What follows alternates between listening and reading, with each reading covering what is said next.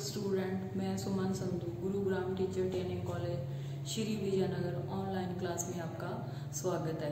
तो मैं आपको जो करवा रही हूँ वो करवा रही हूँ नॉलेज एंड करिकुलम। तो मैंने कल आपको करवाया था जो आपकी पाठ्य सहगामी क्रियाएं हैं उसके उद्देश्य और उसके महत्व। और आज का जो हमारा टॉपिक है वो है कि मैनेजमेंट एंड इम्प्लीमेंशन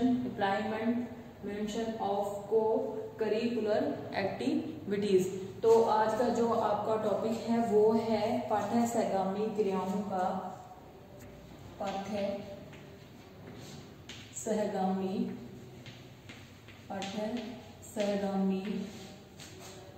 क्रियाओं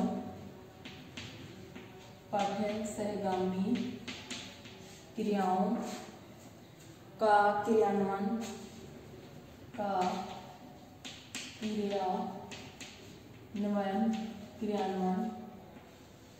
यानी कि उसके ऊपर अपने को कैसे काम करना है, क्रियान्वयन तथा व्यवस्था कि उसकी कैसे काम करना है, उसकी कैसे व्यवस्था करनी है। व्यवस्था आपका ये हो गया व्यवस्था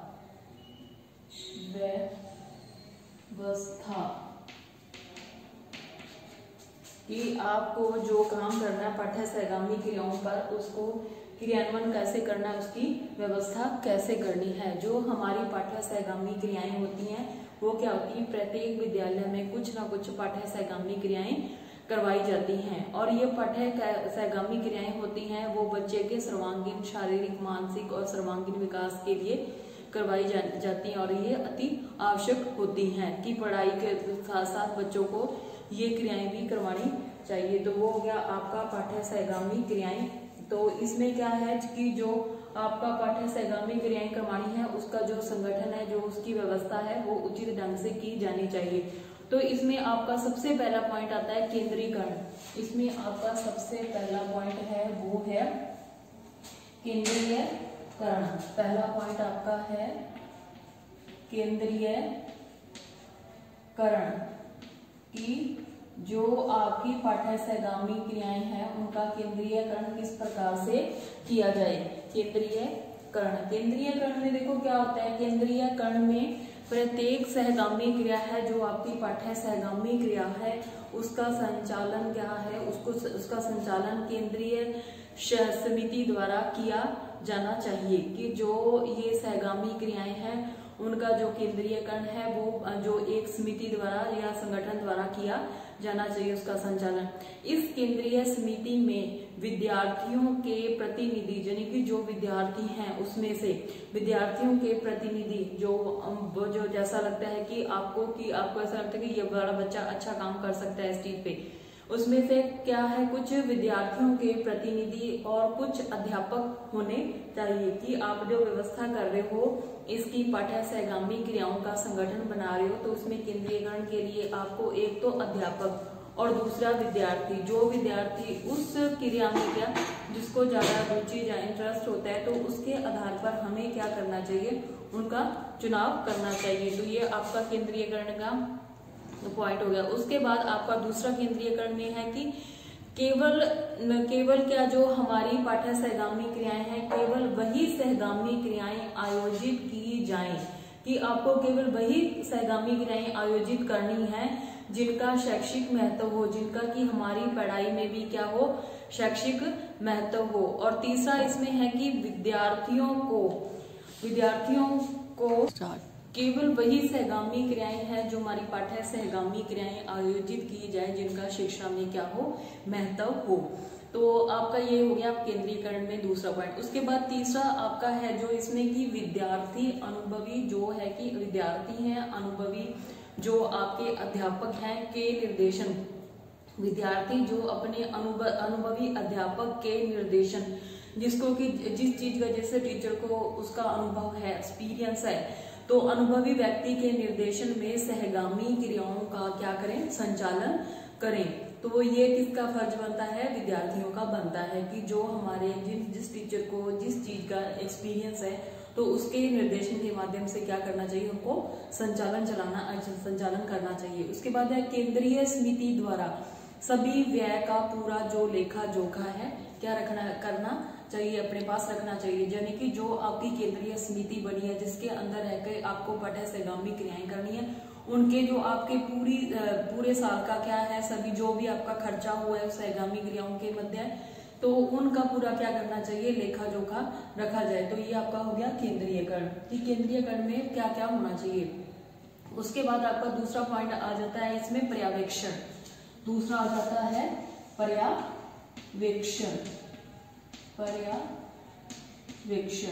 पर्यवेक्षण में देखो क्या होता है कि पर्यवेक्षण जैसे कि आपकी जो पाठ्य सहगामी क्रियाएं हैं, पाठ्य सहगामी क्रियाओं के आयोजन में पूर्ण नियंत्रण के स्थान पर निर्देशन को अधिक महत्व प्रदान करना चाहिए। यानी कि जो हमारी सहगामी क्रियाओं का हम आयोजन कर रहे हैं उनमें पूर्ण नियंत्रण के स्थान पर निर्देशन को क्या करना चाहिए, अधिक महत्व देना चाहिए। उसके बाद है कि जो हमारी सहगामी क्रियाओं के संचालन का उत्तरदायित्व उसी अध्यापक को सौंपा जाए जिसकी रुचि इन क्रियाओं में हो। जैसे कि कई टीचर्स होते हैं को उनको क्या होता है, खेल कूद का शौक होता है, कई टीचर को होता है म्यूजिक का होता है, कई शिक्षक होते हैं उनको होता है कि जैसे आर्ट एंड क्राफ्ट का होगा, तो उनका जो है कि उत्तरदायित्व है उन्हीं अध्यापकों को सौंपा जाए जिनकी कि उनमें रुचि हो, उनका इंटरेस्ट हो। उसके बाद आगे वाला है आपका इसमें कि जहां तक संभव हो प्रत्येक अध्यापक को किसी ना किसी सहगामी क्रिया का संचालन अवश्य करना चाहिए। कि जो भी हमारे शिक्षक हैं, टीचर हैं, उनको क्या करना है कि हमारे जो अध्यापक हैं उनको किसी ना किसी जो हमारी सहगामी क्रियाएं हो रही हैं तो उनकी सहगामी क्रियाओं का संचालन करना चाहिए, उनको चलाना चाहिए या उनका केंद्रीयकरण करना चाहिए। उसके बाद है कि छात्र छात्राओं को प्रेरित करने हेतु कि जो हमारे विद्यालय में बच्चे हैं, छात्र छात्राओं को प्रेरित करने हेतु क्या होना चाहिए, विद्यालय में सुविधाजनक परिस्थितियों का निर्माण करना चाहिए। कि हमारी जो भी पाठ्य सहगामी क्रियाएं विद्यालय के माध्यम से करवाई जा रही हैं उनका क्या उन परिस्थितियों का क्या करना चाहिए, निर्माण करवाना चाहिए। तो ये आपकी क्या होगी, दूसरा नंबर हो गया आपका पर्यवेक्षण। अब 3 नंबर है आपका पाठ्य सहगामी क्रियाओं में छात्र का भाग लेना। आगे आपका है पाठ्य सहगामी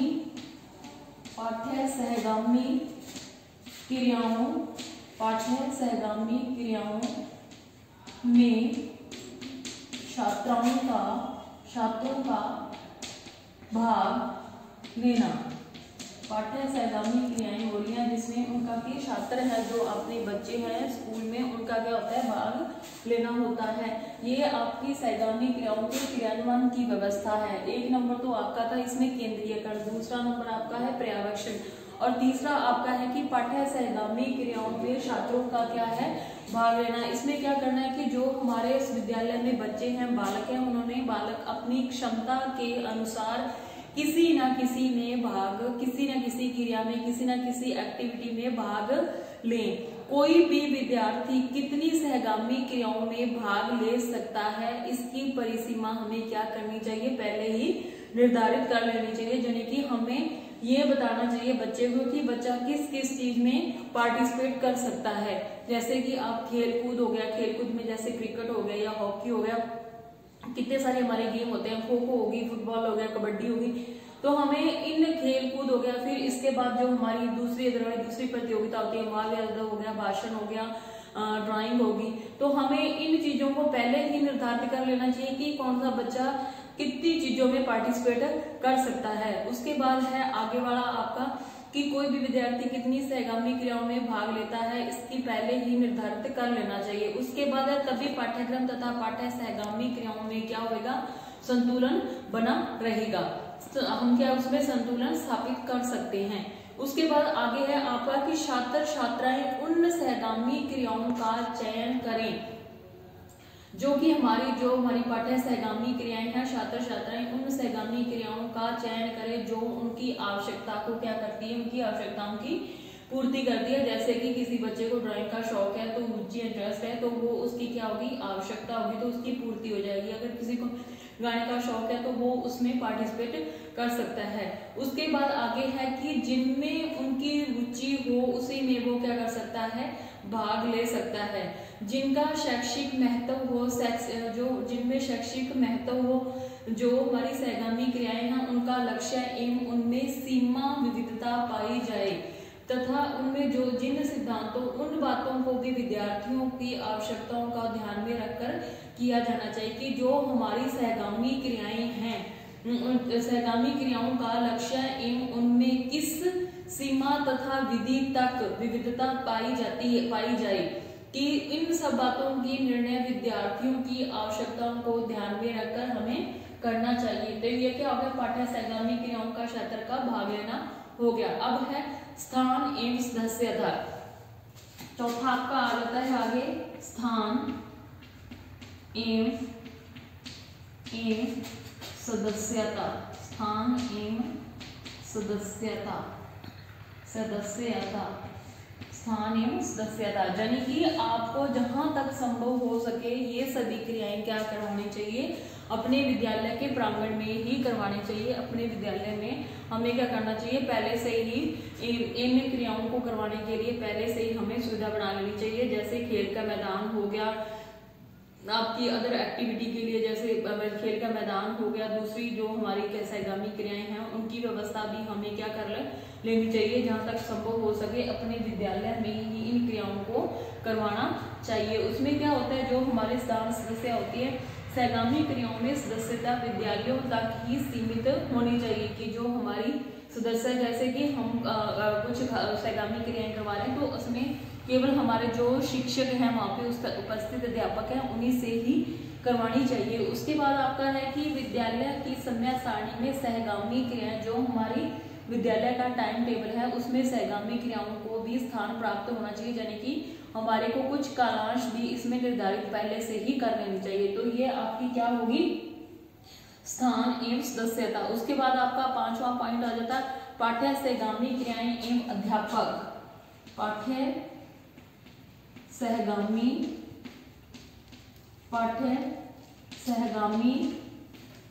क्रियाएं, पाठ्य सहगामी क्रियाएं एवं अध्यापक, पाठ्य सहगामी क्रियाएं एवं अध्यापक। तो इसमें क्या है कि जो हमारी पाठ्य सहगामी क्रियाएं हैं इसमें हमारे अध्यापक होकर पाठ्य सहगामी क्रियाएं होंगी। इसमें जो हमारा अध्यापक है, अध्यापक द्वारा क्या करना चाहिए, अध्यापक का कार्य, अध्यापक को वो कार्य के मूल्यांकन करते समय उन अध्यापकों की विशेष ध्यान रखा जाए, उन अध्यापकों का क्या है, विशेष ध्यान रखा जाए जो सहगामी क्रियाओं में संचालन करने के लिए उनका सहयोग दे। यानी कि अध्यापक के कार्य का मूल्यांकन करते समय हमें इस बात का ध्यान रखना चाहिए कि जो अध्यापक सहगामी क्रियाओं को पूर्ण करने में संचालन करने में उनका सहयोग दे, वो उसको भी उसमें क्या देना चाहिए, अध्यापक को स्थान देना चाहिए, उसकी रुचि के हिसाब से उसे काम देना चाहिए। उसके बाद आपका है कि ऐसे अध्यापकों की समिति अथवा बैठक आदि से मुक्त रखा जाए कि जो हमारा अध्यापक है अध्यापकों को समितियों एवं बैठक से दूर रखा जाए। उसके बाद इसमें आ जाता है कि निर्देशन प्रदान करने वाले अध्यापकों के मन में पूरा विश्वास होना चाहिए कि ये क्रियाएं हैं जो हमारी सहगामी क्रियाएं हैं छात्रों के लिए, विद्यालय के लिए उपयोगी हैं या नहीं। तो जो हमारे अध्यापक हैं उनको इस बात का भी पूर्ण ध्यान रखना चाहिए कि जो वो सहगामी क्रियाएं करवा रहे हैं वो छात्र के लिए एवं विद्यालय के लिए उपयोगी हैं या नहीं। उसके बाद आपका आगे छठा आ जाता है कि पाठ्य सहगामी क्रियाएं एवं वित्त व्यवस्था। पाठ्य सहगामी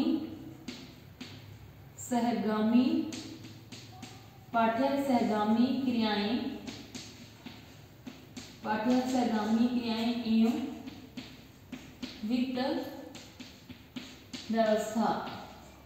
पाठ्य सहगामी क्रियाएं एवं वित्त व्यवस्था की जो हम पाठ्य सहगामी क्रियाओं का संचालन करते हैं तो उसमें हमें क्या होता है, इसकी वित्त की भी व्यवस्था करनी चाहिए। हमें उसमें क्या होता है, वित्त भी चाहिए होता है, पैसा भी चाहिए होता है इन क्रियाओं के संचालन के लिए।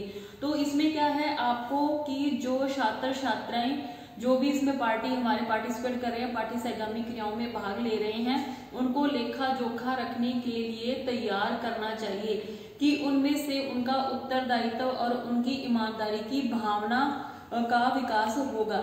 यानी कि जो हमारे छात्र हैं, हमारे जो विद्यार्थी हैं स्कूल में, छात्राओं को अपना जो लेखा जोखा है, यानी कि हमारी जो वित्त व्यवस्था है, जो भी हमारा खर्च होता है सहगामी क्रियाओं में, तो उनमें जो लेखा जोखा रखना है तो उस लेखा जोखे को रखने के लिए तैयार करना चाहिए। साथ ही उनकी ईमानदारी की उत्तरदायित्व का जो उनकी उत्तरदायित्व तथा ईमानदारी बनती है की भावना का विकास होता है। अगर हम उनके ऊपर वो चीज उनको कहते हैं कि आप ये वाला काम आप करोगे, तो इसमें उनका उत्तरदायित्व बन जाता है और उनकी ईमानदारी की भावना का भी उसमें साथ में साथ विकास होता है। इसमें कुछ ही छात्रों की ड्यूटी लगानी चाहिए जिस हिसाब से आपको लगे कि हाँ ये बच्चा ये वाला कार्य सही तरीके से कर सकता है। उसके बाद इसमें है कि संचित निधि का ठीक लेखा जोखा है, जो लेखा जोखा रखा जाए, जहां तक संभव हो मितव्ययता के सिद्धांत को भी अपनाना चाहिए। उसके बाद है लेखा जोखा रखने पर, जो हमारा पूरे साल का लेखा जोखा रखने पर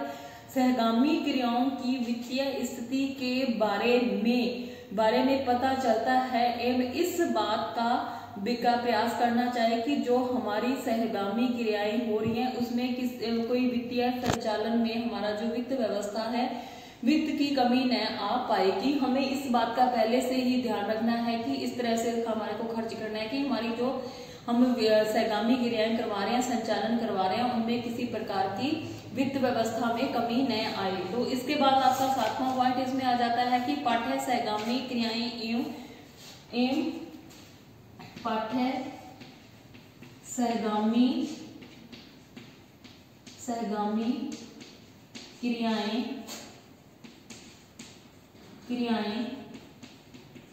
एवं वित्त के साधनों की व्यवस्था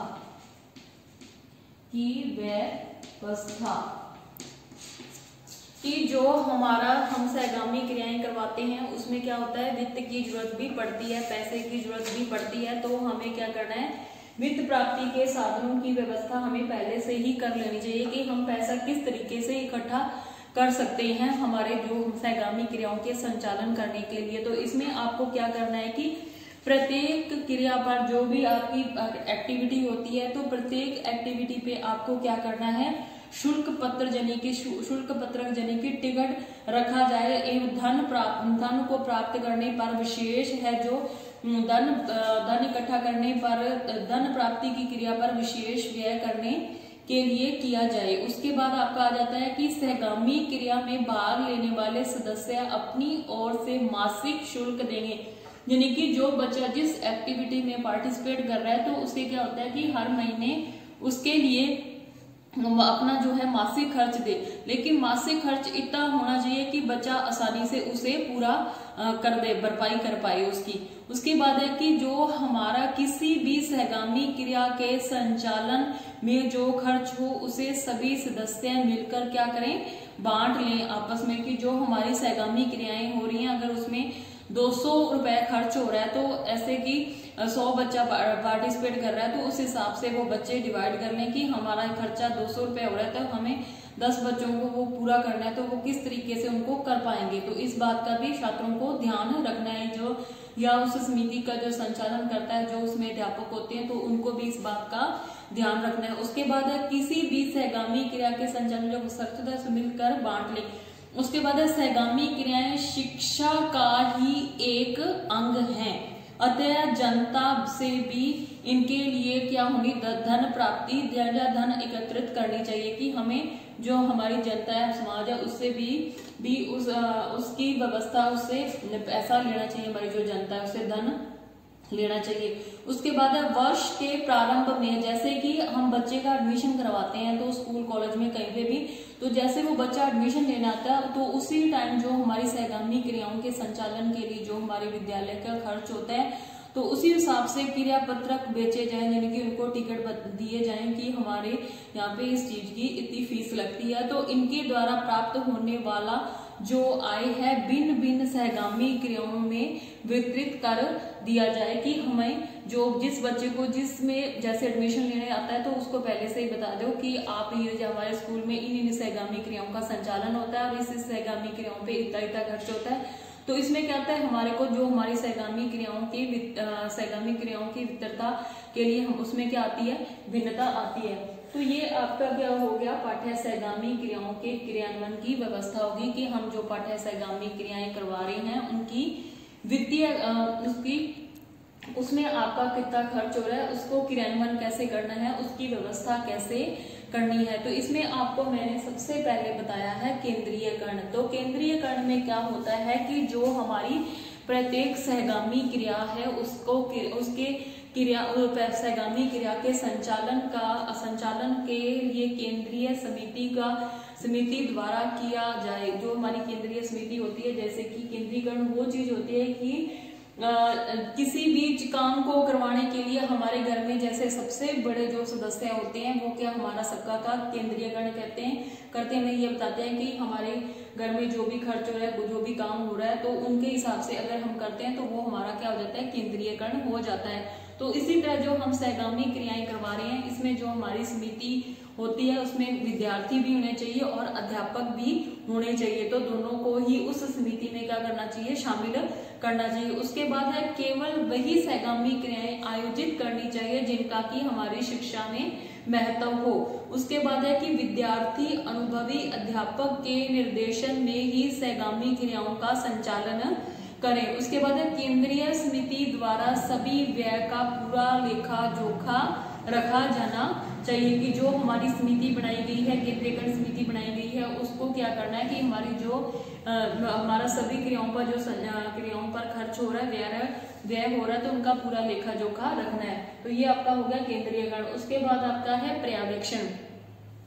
पर्यवेक्षण में क्या होता है कि जो हमारी सहगामी क्रियाओं का आयोजन में पूर्ण नियंत्रण के स्थान पर निर्देशन को अधिक महत्व देना चाहिए कि हमें उस पर नियंत्रण नहीं बल्कि उसमें निर्देशन देना है। बच्चे को निर्देशन को अधिक महत्व देना है, उन पर नियंत्रण ज्यादा नहीं रखना है। बच्चा सहगामी क्रियाएं तभी कर सकता है जब उसको पूर्ण स्वतंत्रता होगी उस काम को करने की। उसके बाद है सहगामी क्रियाओं में संचालन का उत्तरदायित्व उसी अध्यापक को सौंपा जाए जिसकी की उस चीज में रुचि हो, उसका जिस चीज में इंटरेस्ट हो। उसके बाद जहां तक संभव हो सके तो वो प्रत्येक अध्यापक को किसी ना किसी सहगामी क्रिया का संचालन अवश्य करना चाहिए, यानी कि उसको हमारे विद्यालय में जितने भी अध्यापक हैं उनको किसी ना किसी जो हमारी सहगामी क्रियाएं हैं उनका संचालन करना चाहिए। उसके बाद है छात्र छात्राओं को प्रेरित करने हेतु विद्यालय में जो है कि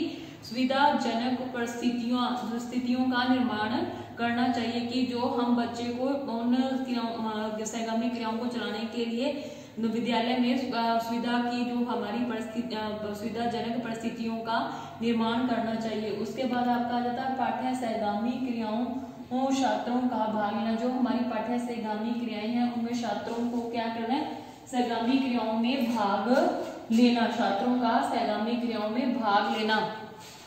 तो इसमें क्या होता है कि जो बालक है हमारी स्कूल विद्यालय में जो हमारे बच्चे हैं, विद्यार्थी हैं, बालक का क्षमता के अनुसार किसी ना किसी क्रिया में भाग ले।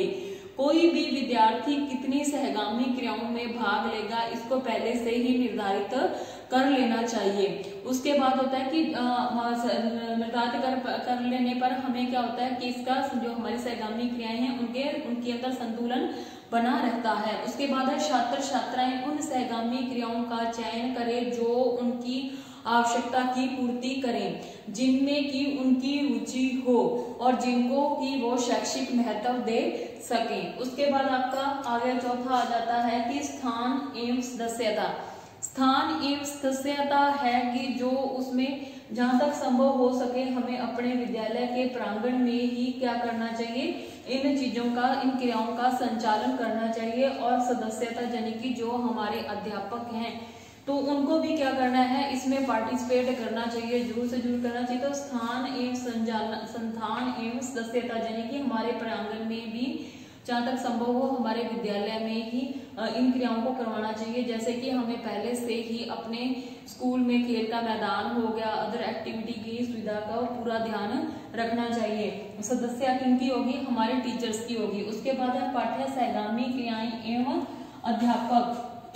पाठ्य सहगामी क्रियाओं में क्या होता है, जैसे कि हमारे अध्यापक हो गए, पाठ्य सहगामी क्रियाएं एवं अध्यापक, इनको क्या करना है, अध्यापक की क्रियाएं। अध्यापक के कार्य का मूल्यांकन करते, जो हमारे अध्यापक है वो कार्य का मूल्यांकन करते समय उन अध्यापकों का विशेष ध्यान रखें जो कि हमारी सहगामी क्रियाओं का संचालन कर रहे हैं। उसके बाद है ऐसे अध्यापकों को समिति एवं बैठकों आदि से दूर रखना चाहिए, उससे मुक्त रखा जाए। उसके बाद है निर्देशन प्रदान करने वाले अध्यापकों के मन में पूरा विश्वास होना चाहिए, कि उनको पूरा विश्वास होना चाहिए कि हमारा जो छात्र है वो इस विद्यालय के लिए, छात्रों के लिए तथा विद्यालय के लिए उपयोगी है, कि ऐसी क्रियाएं करवाएं जो छात्र बच्चे के लिए भी और विद्यालय के लिए भी उपयोगी हों। उसके बाद आपका शेड्यूल आ जाता है पाठ्य सहगामी क्रियाएं एवं वित्त व्यवस्था की। जब हम कोई भी काम करते हैं तो उसमें वित्त की जरूरत हमेशा, व्यय की जरूरत हमें हमेशा ही पड़ती है। व्यय होता है खर्चा और वित्त होता है पैसा, तो वित्त की हमें हमेशा ही जरूरत पड़ती है। तो हमें क्या करना है कि जो हमारे छात्र छात्राओं को लेखा जोखा, जो भी लेखा जोखा रखने के लिए तैयार किया जाए और उनका यही उत्तरदायित्व बनता है और उनका यही ईमानदारी की भावना का उनमें विकास होता है। उसके बाद इसमें है कि लेखा जोखा रखने के लिए सहगामी क्रियाओं में वित्तीय व्यवस्था के बारे में पता चलता है। अगर हम लेखा जोखा रखते हैं तो हमारा जो वित्तीय खर्च हो रहा है तो उसमें उस चीज का पता चलता है। इस बात का प्रयास रखना चाहिए कि सहगामी क्रियाओं के संचालन में किसी प्रकार की कोई कमी न आए। उसके बाद है हमारा पाठ्य सहगामी क्रियाओं में वित्त, जो वित्त प्राप्ति के साधन की, हम जो हमारा सहगामी क्रियाओं पर खर्च हो रहा है तो हम उस खर्च को कैसे पूरा करें और इसके साधन हमारे पास कैसे आएंगे। तो हमें इस बात का ध्यान रखना है कि जैसे कि प्रत्येक क्रिया के लिए शुल्क पत्रक, यानी कि हमें पहले से ही जो हमारी सहगामी क्रियाएं हो रही हैं तो पहले ही जिस सहगामी क्रिया में कितना खर्च हो रहा है हमें इस बात को पहले से ही डिसाइड कर लेना है, रखा जाए और ये प्राप्त धन को क्रिया विशेष व्यय किया जाए। उसके बाद सहगामी क्रियाओं में भाग लेने वाले सदस्य अपनी ओर से मासिक शुल्क दें, कि हर महीने हमें क्या लेना है, बच्चों से शुल्क लेना है। ये पहले से ही डिसाइड होना चाहिए कि किस क्रिया के लिए कितना शुल्क होता है।